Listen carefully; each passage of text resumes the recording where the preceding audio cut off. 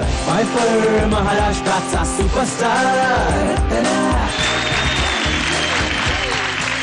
तुझा विषय हट्ट आहे.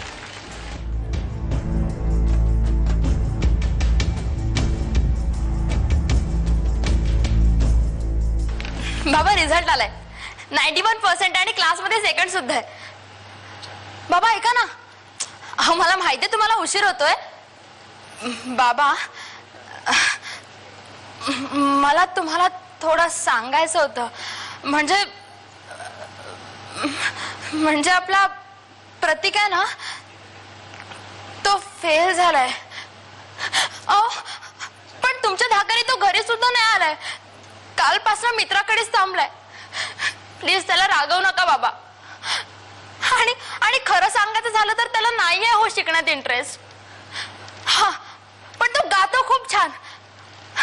म्हणजे यंदा आमच्या कॉलेजच्या टॅलेंट परेड मध्ये सुद्धा त्याला सिंगिंगचं फर्स्ट प्राइज मिळालं.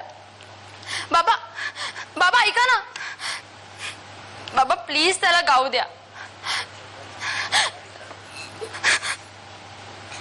म्हणजे मी तुम्हाला सांगणार होते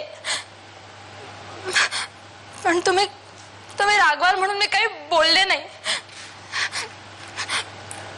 पण त्याला सिंगिंगचे क्लासेस सुद्धा जॉईन करायचे.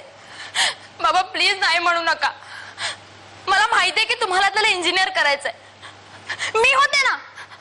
आणि तसंही माझं 12th कंप्लीट झाल्यानंतर मी त्याच फील्डला जाणार होते. खूप मेहनत करेन आणि तुमचं स्वप्न पूर्ण करेन. पण प्लीज बाबा दादाला गाणं सोडायला नका सांगू प्लीज. ओ पण का नाही. वा हे खूप छान आहे. म्हणजे त्याला जे करायचे ते तुम्ही करू देत नाही आणि मला जे करायचंय त्यात तुम्हाला आनंद नाहीये.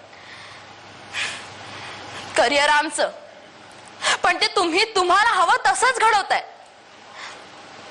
आणि त्यातही दादाचं शिक्षण आणि माझं शिक्षण यात भेदभाव करताच आहे. सॉरी टू से, पण तुम्ही आमचे पालक आहात, मालक नाही.